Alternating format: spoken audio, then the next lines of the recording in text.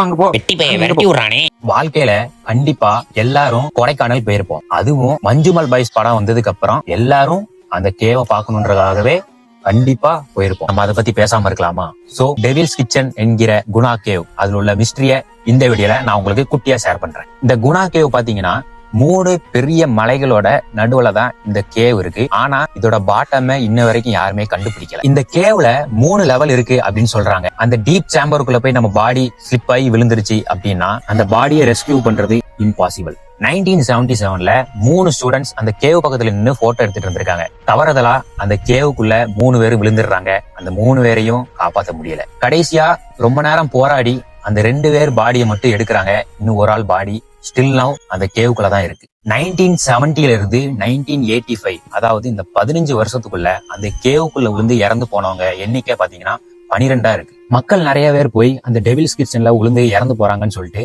Government 2021ல அந்த கேவுக்கு போறதுக்கு pan பண்ணிருக்காங்க. இன்னொன்னு, அங்க இருக்கிற ட்ரைபல்ஸ் போற டூரிஸ்ட் என்ன சொல்றாங்க அப்படின்னா, அங்க வீடியோ இல்லாத போட்டோ ஷூட் பண்ணும்போது பின்னாடி மனுஷன் உருவத்துல ஒரு ஒயிட் ஃபாக் இருக்கு அப்படின்னு சொல்றாங்க. ஆனா இது ரியலா ஃபேக்கான்னு தெரியல. என்ன மறுபடியும் வந்துட்டேன்.